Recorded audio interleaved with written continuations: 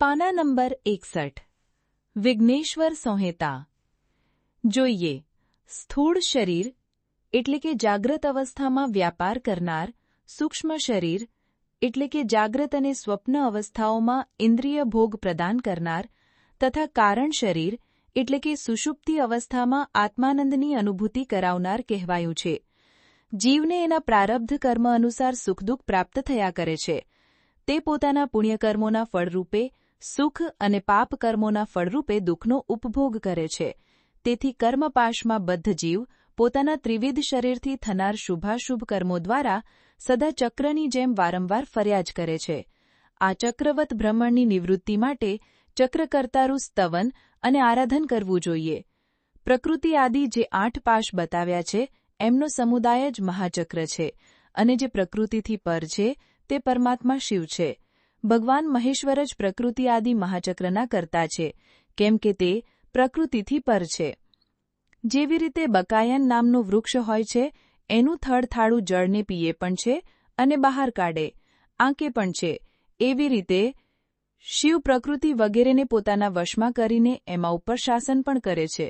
એમણે સૌને વશ કરી લીધા છે, તેથી તે શિવ કહેવાયા છે. શિવ જ સર્વજ્ઞાન, પરિપૂર્ણ તથા નિસ્પૃહ છે.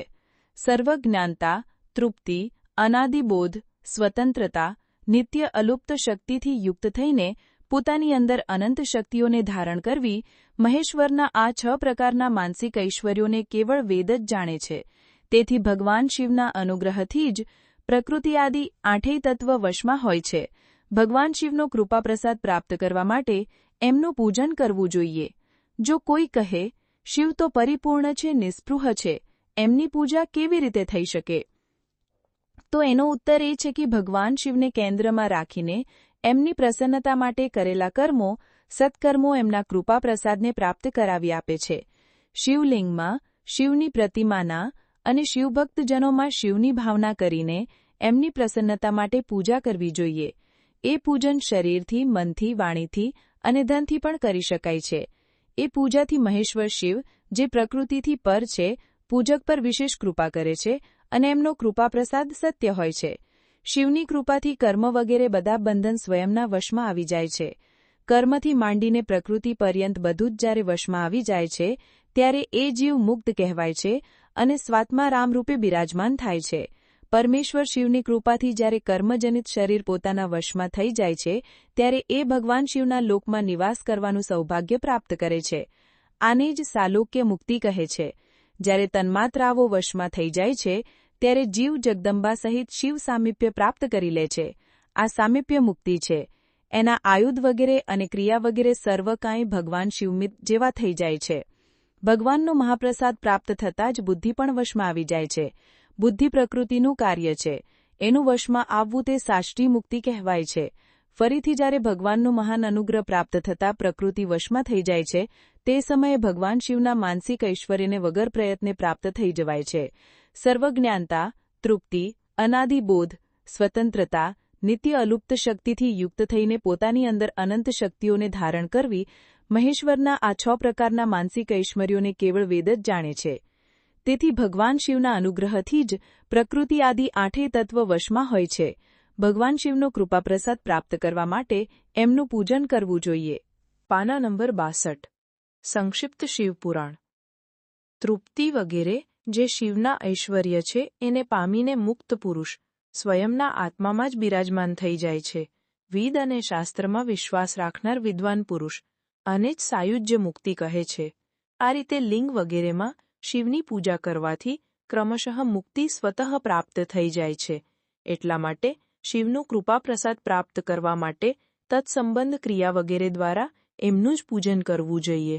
શિવક્રિયા, શિવ તપ, શિવ મંત્ર જાપ, શિવ જ્ઞાન અને શિવ ધ્યાનને માટે સદા ઉત્તરોત્તર અભ્યાસ વધારવો જોઈએ. દરરોજ પ્રાતઃકાળથી રાત્રે સૂતા સુધી અને જન્મથી માંડીને મૃત્યુ પર્યંત આખો સમય ભગવાન શિવના ચિંતનમાં જ વ્યતીત કરવો જોઈએ. સદ્યોજાત વગેરે મંત્રો તથા અનેક પ્રકારના પુષ્પોથી જે શિવની પૂજા કરે છે તે શિવને જ પ્રાપ્ત થઈ જાય છે. ઋષિ બોલ્યા, હે ઉત્તમ વ્રતનું પાલન કરનાર સૂતજી, લિંગ વગેરેમાં શિવજીની પૂજાનું શું વિધાન છે એ અમને બતાવો. સૂતજીએ કહ્યું, હે દ્વિજો, હું લિંગોનું ક્રમપૂર્વક યથાવત વર્ણન કરી રહ્યો છું, તે તમે બધા સાંભળો.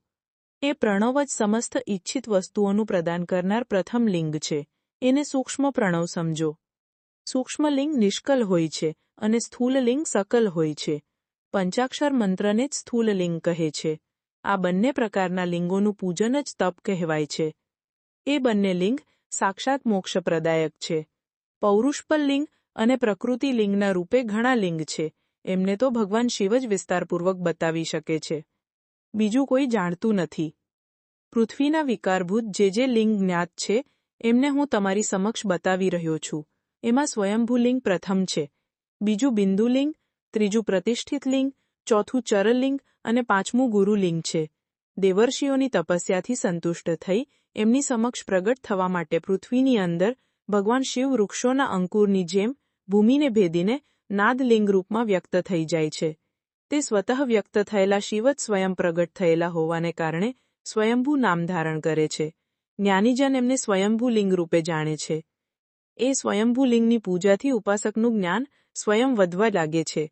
સોના ચાંદીના પતરા પર, ભૂમિ પર અથવા વેદી પર પોતાના હાથે લખેલું જે શુદ્ધ પ્રણવ મંત્રરૂપ લિંગ છે એમાં તથા મંત્રલિંગનું આલેખન કરીને એમાં ભગવાન શિવની પ્રતિષ્ઠા અને આહ્વાહન કરવું જોઈએ.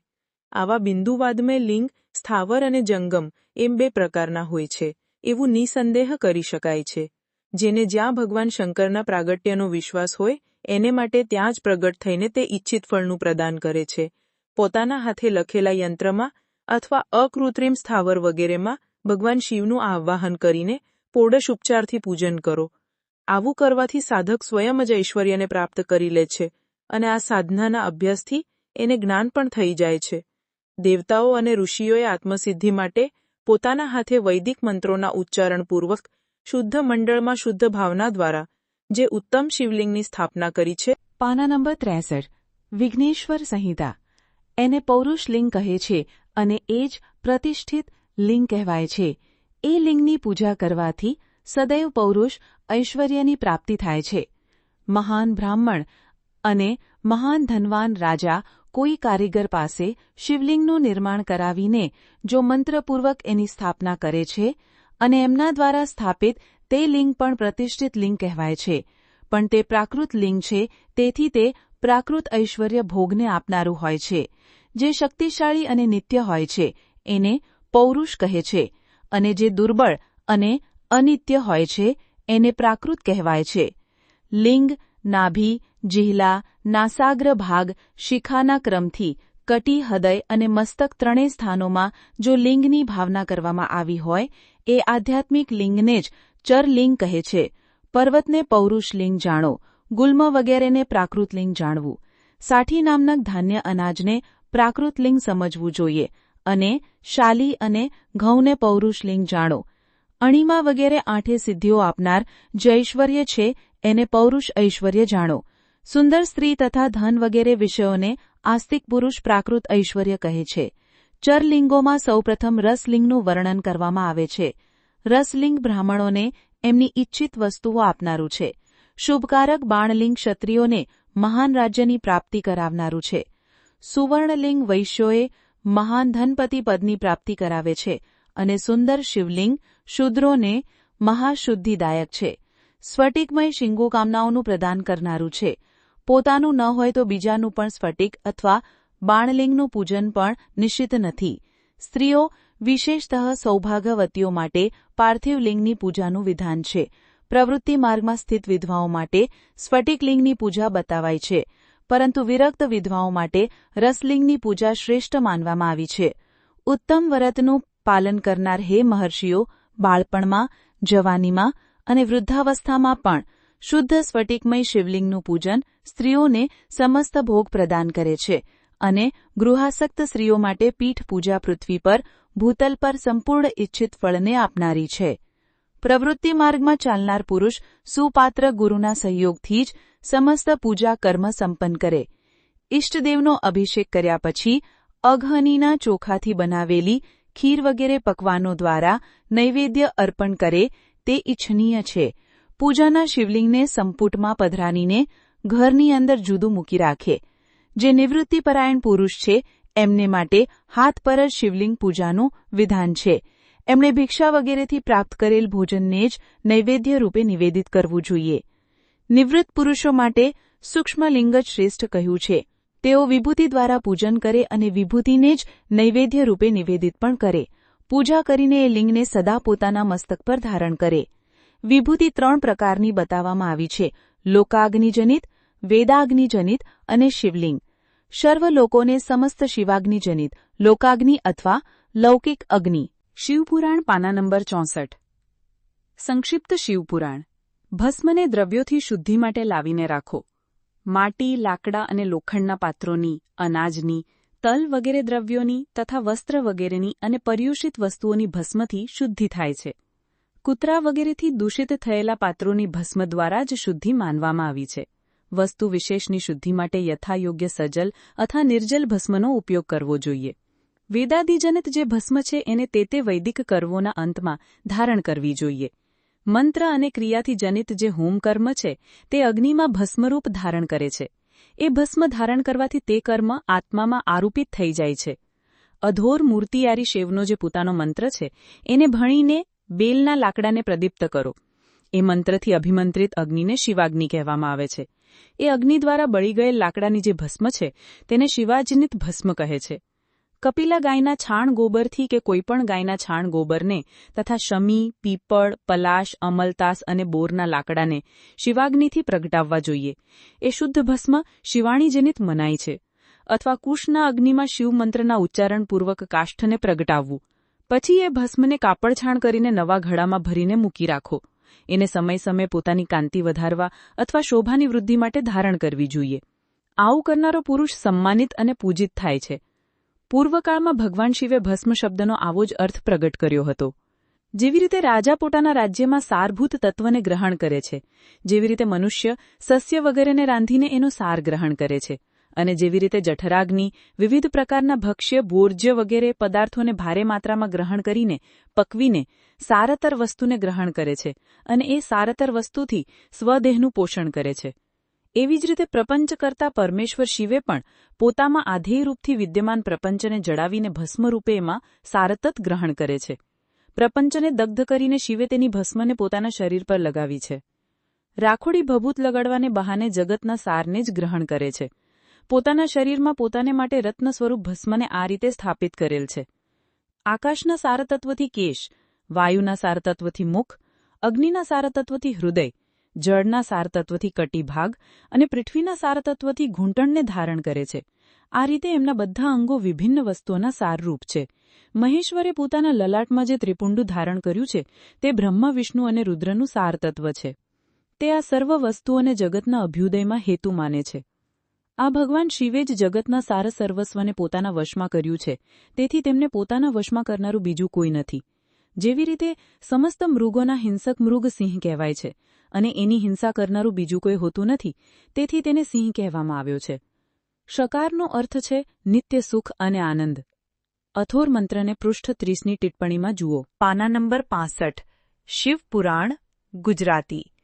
વેદ વ્યાસ. વિઘ્નેશ્વર સંહિતા. ઈકારનો અર્થ છે પુરુષ અને વકારનો અર્થ છે અમૃત સ્વરૂપા શક્તિ. આ સર્વનો સંમિલિત રૂપ જ શિવ કહેવાય છે.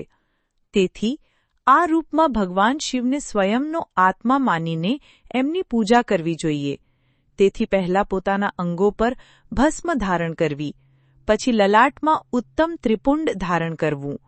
પૂજાના સમયે સજલ ભસ્મનો ઉપયોગ થાય છે અને દ્રવ્ય શુદ્ધિ માટે નિર્જલ ભસ્મનો ઉપયોગ થાય છે. ગુણાતીત પરમ શિવ રાજસ આદિ સવિકાર ગુણોનો અવરોધ કરે છે, દૂર હટાવે છે. તેથી તે સર્વના ગુરુરૂપનો આશ્રય લઈને રહે છે. ગુરુ વિશ્વાસી શિષ્યોના 3 ગુણોને પહેલા દૂર કરીને પછી એમને શિવતત્વનો બોધ કરાવે છે. તેથી તે ગુરુ કહેવાય છે. ગુરુની પૂજા પરમાત્મા શિવની જ છે. ગુરુના ઉપયોગમાં આવેલી બધી સામગ્રી આત્મશુદ્ધિ કરનારી હોય છે. ગુરુની આજ્ઞા વિના ઉપયોગમાં લીધેલું બધું એના જેવું જ છે, જેવી રીતે ચોર ચોરી કરીને લાવેલી વસ્તુનો ઉપયોગ કરે છે. ગુરુથી પણ વિશેષ જ્ઞાનવાન પુરુષ મળી જાય તો એને પણ યત્નપૂર્વક ગુરુ બનાવી લેવો જોઈએ. અજ્ઞાનરૂપી બંધનથી છૂટવું તે જીવ માત્રને માટે સાધ્ય પુરુષાર્થ છે. તેથી જીવ વિશેષ જ્ઞાનવાન છે તે જ જીવને એના બંધનોમાંથી મુક્ત કરી શકે છે. જન્મ અને મરણરૂપ દ્વંદ્વને ભગવાન શિવની માયાએ જ અર્પિત કર્યા છે. જે આ બંનેને શિવની માયાને અર્પિત કરી દે છે તે ફરીથી શરીરના બંધનમાં પડતો નથી. જ્યાં સુધી શરીર રહે છે ત્યાં સુધી તે ક્રિયાને જ અધીન છે. એવો જીવ બદ્ધ કહેવાય છે. સ્થૂળ, સૂક્ષ્મ અને કારણ ત્રણેય શરીરોને વશમાં કરી લેવાથી જીવનો મોક્ષ થઈ જાય છે એવું જ્ઞાની પુરુષોનું કથન છે. માયાચક્રના નિર્માતા ભગવાન શિવ જ પરમ કારણ છે. તે પોતાની માયાકૃત દ્વંદ્વનું સ્વયં જ પરિમાર્જન કરે છે. તેથી શિવ દ્વારા કલ્પિત દ્વંદ્વ એમને જ સમર્પિત કરી દેવો જોઈએ. જે શિવની પૂજામાં તત્પર હોય તે મૌન પાળે, સત્ય આદિ ગુણોથી સંયુક્ત થાય અને ક્રિયા, તપ, જપ, જ્ઞાન અને ધ્યાનમાંથી એક એકનું અનુષ્ઠાન કર્યા કરે. ઐશ્વર્ય, દિવ્ય શરીરની પ્રાપ્તિ, જ્ઞાનનો ઉદય, અજ્ઞાનનું નિવારણ થઈ જવાને કારણે શિવભક્ત પુરુષ એના યથોક્ત ફળને પ્રાપ્ત કરે છે. શિવભક્ત પુરુષ દેશ, કાળ, શરીર અને ધન્ય અનુસાર યથાયોગ્ય ક્રિયા વગેરેનું અનુષ્ઠાન કરે. ન્યાયોપાર્જિત ઉત્તમ ધનથી નિર્વાહ કરતા કરતા વિદ્વાન પુરુષ શિવના સ્થાનમાં નિવાસ કરે. જીવ હિંસા ઇત્યાદિથી રહિત થઈને અત્યંત ક્લેશશૂન્ય જીવન પસાર કરતા કરતા પંચાક્ષર મંત્રનો જપ કરવાથી અભિમંત્રિત અન્ન અને જળને સુખ સ્વરૂપ મનાયું છે. અથવા એમ પણ કહેવાય છે કે દરિદ્ર પુરુષ માટે ભિક્ષાથી પ્રાપ્ત થયેલું અન્ન જ્ઞાન દેનારું હોય છે. શિવભક્તને ભિક્ષાન્ન પ્રાપ્ત થાય તો તે શિવભક્તિને વધારે છે. શિવયોગી પુરુષ ભિક્ષાન્યને શંભુસત્ર કહે છે. ગમે તે ઉપાય કરીને ગમે ત્યાંથી પણ ભૂતલ પર શુદ્ધ અન્નનું ભક્ષણ કરતા કરતા મૌન પાળે અને સાધનનું રહસ્ય ક્યારેય પ્રગટ ન કરે. ભક્તોની સમક્ષ જ શિવના મહાત્મ્યને પ્રકાશિત કરે. શિવ મંત્રના રહસ્યને ભગવાન શિવ જ જાણે છે, બીજા નહીં. અધ્યાય 18. પાના નંબર 66. પાર્થિવ લિંગના નિર્માણની રીતિ તથા વેદ મંત્રો દ્વારા એના પૂજનની વિધિ. સૂતજી કહે છે, હે મહર્ષિઓ, હવે હું વૈદિક કર્મ પ્રત્યે શ્રદ્ધા ભક્તિ રાખનાર લોકો માટે વેદોક્ત માર્ગથી પાર્થિવ પૂજાની પદ્ધતિનું વર્ણન કરું છું. આ પૂજા ભોગ અને મોક્ષ બંનેને પ્રદાન કરનારી છે. આશ્વલાયિક સૂત્રોમાં બતાવેલી વિધિ અનુસાર સ્નાન અને સંધ્યા ઉપાસના કરીને પહેલા બ્રહ્મયજ્ઞ કરવો. તે પછી દેવતાઓ, ઋષિઓ, સનકાદી મનુષ્યો અને પિતરોનું તર્પણ કરવું. સ્વયંની રુચિ અનુસાર સંપૂર્ણ નિત્યકર્મને પૂર્ણ કરીને શિવસ્મરણપૂર્વક ભસ્મ તથા રુદ્રાક્ષ ધારણ કરવું. તે પછી સંપૂર્ણ મનોવાંછિત ફળની સિદ્ધિ માટે ઊંચી ભક્તિ ભાવનાની સાથે ઉત્તમ પાર્થિવ લિંગની વેદોક્ત વિધિથી સારી રીતે પૂજા કરવી. નદી અથવા તળાવના કિનારે, પર્વત પર, વનમાં, શિવાલયમાં કે બીજી કોઈ પવિત્ર જગાએ પાર્થિવ પૂજા કરવાનું વિધાન છે. હે બ્રાહ્મણો, શુદ્ધ સ્થળેથી કાઢેલી માટીને યત્નપૂર્વક લાવીને ખૂબ સાવધાની સાથે શિવલિંગનું નિર્માણ કરવું. બ્રાહ્મણ માટે સફેદ, ક્ષત્રિય માટે લાલ, વૈશ્ય માટે પીળી અને શૂદ્ર માટે કાળી માટીથી શિવલિંગ બનાવવાનું વિધાન છે. અથવા જ્યાં જેવી માટી મળે તેનાથી જ શિવલિંગ બનાવવું. શિવલિંગ નિર્માણ અને પૂજનની વિધિ. શિવલિંગ બનાવવા માટે પ્રયત્નપૂર્વક માટીનો સંગ્રહ કરીને શુભ માટીને અત્યંત શુદ્ધ સ્થાનમાં રાખવી. પછી એની શુદ્ધિ કરીને જળ મેળવીને પિંડી બનાવી લેવી અને વેદોક્ત માર્ગથી ધીરે ધીરે સુંદર પાર્થિવ લિંગની રચના કરવી. તે પછી ભોગ અને મોક્ષરૂપી ફળની પ્રાપ્તિ માટે ભક્તિપૂર્વક એનું પૂજન કરવું. એ પાર્થિવ લિંગની જે પૂજન વિધિ છે એને હું વિધાનપૂર્વક બતાવું છું, તે તમે સાંભળો. ઓમ નમઃ શિવાય. આ મંત્રનું ઉચ્ચારણ કરીને સમસ્ત પૂજન સામગ્રીનું પ્રોક્ષણ કરો, એટલે જળ છાંટો. એ પછી ભૂરસી વગેરે મંત્રોથી ક્ષેત્ર શુદ્ધિ કરો. પછી આપોડસ્માન, આ મંત્રથી જળ સંસ્કાર કરો. એ પછી નમસ્તે રુદ્ર, આ મંત્રથી સ્ફાટિકા બંધ બનાવવાની વાત કહેવાય છે. મંત્રો. 1. ભૂરસી ભૂરસી ભૂમિરસી અદિતિરસી વિશ્વધાયા વિશ્વસ્ય ભુવનસ્ય પતે. પૃથિવીમ પચ્છ પૃથિવી દેવ યજની. ન પૃથિવીમ માહિંસિહ.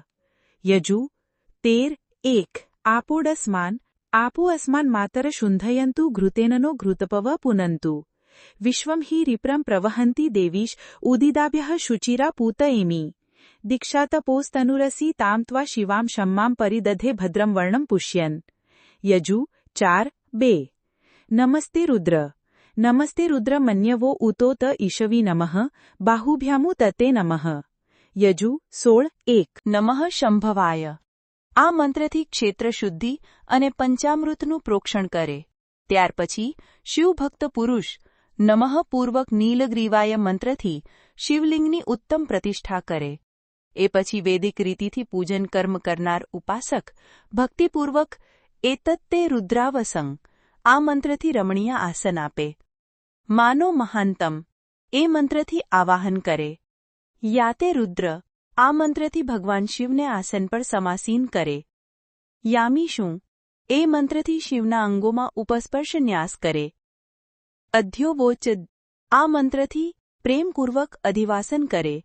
અસૌ યસ્તામ્રો આ મંત્રથી શિવનો ન્યાસ કરે. અસૌ યો વસરપતિ દેવતાની સમીપ ગમન કરે. એ પછી નમોસ્તુ નીલગ્રીવાય મંત્રથી ઈષ્ટદેવને પાદ્ય સમર્પિત કરે. ગાયત્રી મંત્રથી અર્ઘ્ય આપે. ત્રયંબકમ મંત્રથી આચમન કરાવે. પયઃ પૃથિવ્યામ આ મંત્રથી દુગ્ધ સ્નાન કરાવે. દધિગ્રાવ્યો એ મંત્રથી 1 નમઃ શંભવાય ચ મનોભવાય ચ નમ શંકરાય ચ મયસ્કરાય ચ નમ શિવાય ચ શિવતરાય ચ 2 નમોસ્તુ નીલગ્રીવાય સહસાવાય મિદ્વેષ અથો વે અસ્ય સત્વાનો તેભ્યોઠકર નમઃ 3 એતત્તે રુદ્રાવસમ તેન પરો મુજ્વતોક્તહિ અવતત પન્વા પિનાકાવસઃ કૃત્તિવાસા અશિન્ન શિવોક્તિ 4 માનો મહાંતમુત માનો અર્ભક માં ન ઉશંતમુત માં ન ઉભિતમ માનો વધિ પિત્રમ મોત માત્રમ માં ન પ્રિયાસ્તન્વો રુદ્ર રિરીશ 5 યા તે રુદ્ર શિવા તનુર્ધોરાક પાપકાશિની યા ન સ્તન્યા શન્યથા ગિરિશાંતાભી ચાક્ષિઃ 5 જુ 16.2 6 પાનિયો ગિરિશંત હસ્તે વિભર્ષાસ્તવે શિવા ગિરિત્રતા હરુમાં હિસી પુરુષે જગત 7 અખવો દધિવક્તા પ્રથમો દેવ્યોભિષક અહિંદ સર્વાજમવત્સર્વાશ્વયાતુધાન્યોઠધરાચી પરાસુવ 8 કસૌ પસનાશ્રી અરુક્ષ ઉન બભ્રુ સુમંગલ 1 પે ચૈન કુલભિતો દિક્ષુ વિતા સહસશોર્વયા હેડ ઇમને 9 અસૌ શ્રોઠ્વ સરપતિ નીલચીવો વિલોણિત 1 ઉતેનમ ગોપા અદંથન શ્ન્યુવાર્ય સ કૃષ્ણે મુઠપાતી ન 10 આ મંત્ર પહેલા આપેલો છે. 11 તત્પુરુષાય વિશ્વને મહાદેવાય ધીમહિ તન્નો રુદ્ર પ્રચોદયાત 12 ત્ર્યંબકમ યજામહે સુગંધી પુષ્ટિવર્ધનમ ઉર્વારુકમિવ બંધનાન્યુન્યોર્મુક્ષ્ય મામૃતાત વ્યશ્યકે યજામહે સુગંધી પતિવેદનમ ઉર્વારુકમિવ બંપનાદિતો માતા 5 જુ 3.90 13 પયઃ પૃથિવ્યા પય ઔષધીપુ પયો દિવ્યંતરીને પોપા પપ્રસ્વતી પ્રદિશા સંતુ મશ્રમ 14 દપિકાસો અકારિષે જિષ્ણોરશ્વસ્ય વાજીન સુરભીનો મુખા કરત્યણાયશી તારીપત. સંક્ષિપ્ત શિવપુરાણ. આ મંત્રથી દશી સ્નાન કરાવવું. ધૃતમ ધૃતપાવા આ મંત્રથી ધૃતસ્નાન કરાવવું. મધુવાતાર મધુનક્તઓ મધુ મન્નો જો આ 3 ઋચાઓથી મધુસ્નાન અને શર્કરા સ્નાન કરાવો. આ દૂધ વગેરે 5 વસ્તુઓને પંચામૃત કહે છે. કર્ધની કંદોરો અર્પિત કરો. નમો ધૃષ્ણવે આ મંત્રનું ઉચ્ચારણ કરીને આરાધ્ય દેવતાને ઉત્તરીય ધારણ કરાવો. યા તે હેતિ શૂન્ય ઇત્યાદિ 4 ઋચાઓ જાણીને વેદજ્ઞ ભક્ત પ્રેમથી વિધિપૂર્વક ભગવાન શિવ માટે વસ્ત્ર અને જનોઈ સમર્પિત કરે. એ પછી નમઃશ્વભ્ય નવ ઇત્યાદિ મંત્ર ભણીને શુદ્ધ બુદ્ધિવાળો ભક્ત પુરુષ ભગવાનને પ્રેમપૂર્વક ગંધ સુગંધિત ચંદન અને રોલી ચડાવે. નમસ્તક્ષભ્યો 1 આ મંત્રથી ચોખા અર્પિત કરે. નમઃ પાર્યાય 1 આ અથવા પાગ સમર્પણ કહેલા નમોડસ્તુ નીલગ્રીવાય વગેરે મંત્ર દ્વારા પંચામૃતથી સ્નાન કરાવો. તે પછીમાં નાસ્તો કે આ મંત્રથી ભગવાન શિવને પ્રેમપૂર્વક કટિબંધ. 1. ધૃતમ ધૃત્પાવનઃ પિબત વસા વસા પાવાન પિત્તાંતરિક્ષસ્ય હવિર્ષિ સ્વાહા દિશ પ્રદિશ આદિશો વિદિશ ઉદિશો દિગ્ભ્યઃ સ્વાહા. યજુ 6.19 આઈ વાતા ઋતાય તે મધુ ક્ષરંતી સિંધવઃ માધવીર સંતત્વોષધિ રધુ નક્તમુતોષસો મધુમત પાર્થિવ રજ મધુ ધૌરસ્તુ નઃ પિતા. યજુ 13.27 યજુ 13.28 4 મધુમાનનો વનસ્પર મિધુમાં અસ્ત સૂર્ય માધવીર ગાવો ભવંતુ ન. યજુ 13.29 5 કેટલાક વિદ્વાન મધુવાતા વગેરે 3 ઋચાઓનો ઉપયોગ કેવળ મધુસ્નાનમાં જ કરે. સ્નાન કરાવતી વખતે નિમ્રાકિત મંત્ર બોલે છે. અયા રસમુદ્રસ સૂર્ય સંત સમાહિતમ અપાય રસસ્ય યો રસસ્તમ વો ગૃણાભ્યુતમુપ્યામ ગૃહિતોડસિન્દ્રાય ત્વા જુષ્ટ ગુષણામ્યષ્ટે યોનિરિન્દ્રાય ત્વા જુષ્ટતમમ છે અને શર્કરા. યજુ 9.3 6 માં નસ્તોકેત નયે માં ન આયુષી માનો ગોષુ માનો અશ્વેષુ રીરીશ માનો વીરાન રુદ્ર ભામીનો વધર્હ વિષ્મનતઃ સદમિત ત્વા હવામહે. યજુ 16.16 નમો ધૃષ્ણવે ચ પ્રમૃષાય ચ નમો નિષંગણે ચેષુધિમ તે ચ નમસ્તિષ્ણેત્વે ચાયુધિને ચ નમઃ સ્વાયુધાય ચ સુધન્વને ચ. યજુ 16.36 8 ત્યાં તે હેતિર્મુઢુઇષ્ટમ હસ્તે બભૂવ તે ધનુ તયાસ્મા વિશ્વતસ્તુમયક્ષ્મયા પરિભુજ. 11 પરી તે ધન્વનો હેતિરસ્માન વણતુ વિશ્વત અથો ય ઇપુધિસ્તવારે અસ્મન્ની ધેહિતમ. 12 અવતત્ય ધનુઃ સહસાક્ષ શતેશુદ્ધ નિશીર્ય શલ્યાના મુખા શિવો ન સુમના ભવ. 13 નમસ્ત આયુધાયાનાત્નાય કૃષ્ણવે ઉભાભ્યામુત તે નમા બાહુલ્યા નવ ધન્વને. 14 યજુ 16 9 નમ શ્વભ્ય શ્વપ્તિભ્યશ્ચવો નમો નમો ભવાય ચ રુદ્રાય ચ નમઃ શર્વાય ચ પશુપ્તયે ચ નમો નીલગ્રીવાય ચ શિતિકંઠાય ચ. યજુ 16.28 10 નમસ્તક્ષભ્યો રથકારેભ્યશ્ચવો નમો નમઃ કુલાલેભ્યઃ કર્મારેભ્યશ્ચવો નમો નમો નિષાદેભ્યઃ પૂજિપ્તેભ્યઃ वो नमो नमः श्वनिभ्यो मृग्युभ्यश्चवो नमः. 5 जू 16.2 11 नमः पार्याय चावार्याय च नमः प्रतरणाय चोत्तरणाय च नमस्तीर्षाय च कुल्याय च नमः शख्याय च फेंचाय च. યજુ 1 મંત્રથી ફૂલ ચડાવો. નમઃ પરણાય આ મંત્રથી બિલ્વપત્ર અર્પણ કરો. નમઃ કપર્દીને 4 ઇત્યાદિ મંત્રથી વિધિપૂર્વક ધૂપ કરો. નમઃ આશ્વે શૂન્ય આ ઋચાથી શાસ્ત્રોક્ત વિધિ અનુસાર દીપ નિવેદિત કરો. ત્યાર પછી હાથ ધોઈને નમો જયેષ્ઠાય 4 એ મંત્રથી ઉત્તમ નૈવેદ્ય ધરો. પછી પૂર્વોક્ત ત્ર્યંબક મંત્રથી આચમન કરાવો. ઈમા રુદ્રાય પર એ ઋચાથી ફળ અર્પણ કરો. પછી નમો વ્રજ્યાય આ મંત્રથી ભગવાન શિવને પોતાનું સર્વસ્વ સમર્પિત કરી દો. પછી માનો મહાંતમુ તથામાં નસ્તો કે આ પૂર્વોક્ત મંત્રો દ્વારા માત્ર ચોખાથી 11 રુદ્રોનું પૂજન કરો. ત્યારબાદ હિરણ્યગર્ભ 7 ઇત્યાદિ મંત્રથી જે 3 ઋચાઓના રૂપમાં પઠિત છે દક્ષિણા ચઢાવવી. દેવસ્યત્વા આ મંત્રથી વિદ્વાન પુરુષ આરાધ્ય દેવનો અભિષેક કરે.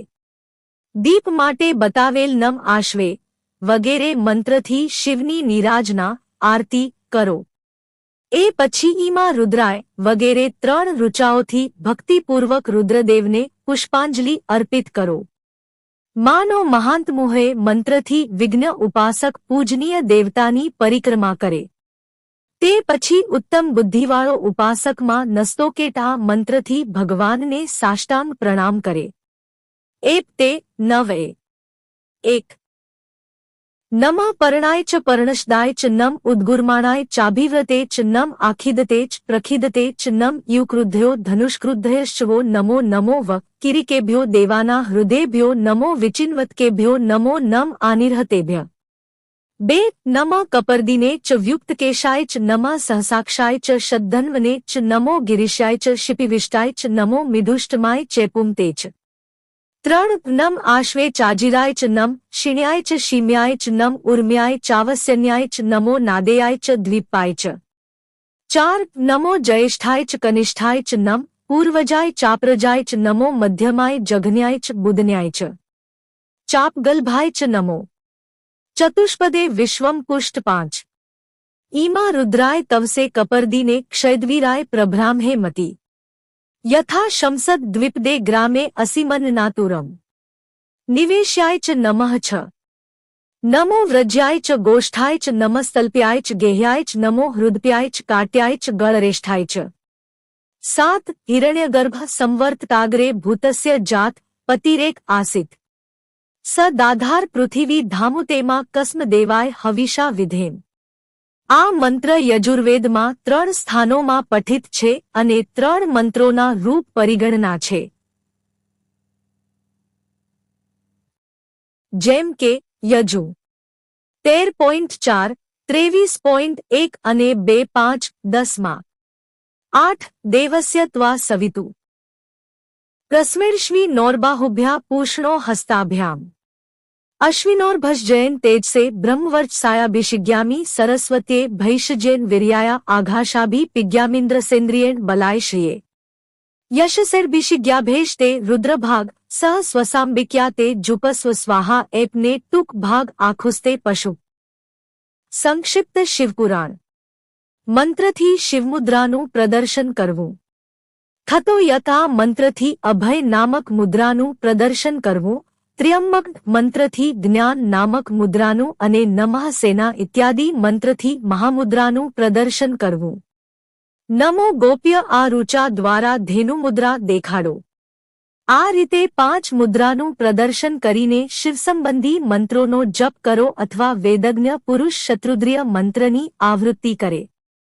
ત્યાર પછી વેદજ્ઞ પુરુષ પંચાંગ પાઠ કરે પછી દેવાગાતુ ઇત્યાદિ મંત્રથી ભગવાન શંકરનું વિસર્જન કરે આ રીતે શિવપૂજાની વૈદિક વિધિનું વિસ્તારથી પ્રતિપાદન કરવામાં આવ્યું છે હે મહર્ષિઓ હવે સંક્ષેપમાં પણ પાર્થિવ પૂજનની વૈદિક વિધિનું વર્ણન સાંભળો સદ્યો જાતમ આ ઋચાથી પાર્થિવ લિંગ બનાવવા માટે માટી લઈ આવવી વામદેવાય ઇત્યાદિ મંત્ર ભણીને એમાં પાણી રેડવું જ્યારે ભીની બરાબર રીતે થઈ જાય ત્યારે અઘોર મંત્રથી લિંગનું નિર્માણ કરવું ત્યારબાદ તત્પુરુષાય આ મંત્રથી વિધિવત એમાં ભગવાન શિવનું આવાહન કરવું ત્યાર પછી ઈશાન 1 મંત્રથી ભગવાન શિવને વેદી પર સ્થાપિત કરો આ સિવાય અન્ય બધા વિધાનોને પણ શુદ્ધ બુદ્ધિવાળો ઉપાસક સંક્ષેપમાં જ સંપન્ન કરે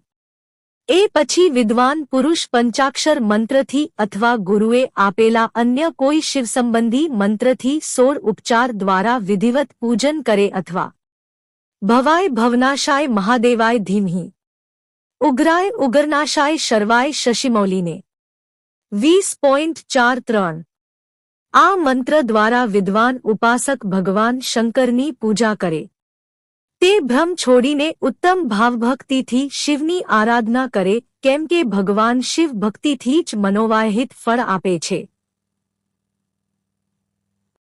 હે બ્રાહ્મણો અહીં જે વૈદિક વિધિથી પૂજનનો ક્રમ બતાવ્યો છે એનો પૂર્ણરૂપે આદર 1 યુતો યતઃ સમીસે તતોનો અભયમ કુરુ શમ નઃ કુરુ પ્રજાભ્યોભ્યમ ન પશુભ્ય 2 નમ સેનાભ્ય સેનાનિભ્યશ્ચવો નમો નમો રથિભ્યો અર્થેભ્યશ્વ નમો નમઃ ક્ષત્રુભ્ય સંગ્રહિતૃભ્યશ્વો નમો નમો મહદ્ભ્યો અર્ભકેભ્યક્ષવો નમઃ ગોમતી વિદ્યા 3 નમો ગોભ્ય શ્રીમતીભ્ય સૌરભેભ્ય એવ ચ નમો બ્રહ્મસુતાભ્યશ્વ પવિત્રાભ્યો નમો નમઃ 4 યજુર્વેદનો એ અંશ જેમાં રુદ્રના 100 કે તેથી અધિક નામ આપ્યા છે અને એ દ્વારા રુદ્રદેવની સ્તુતિ થઈ છે.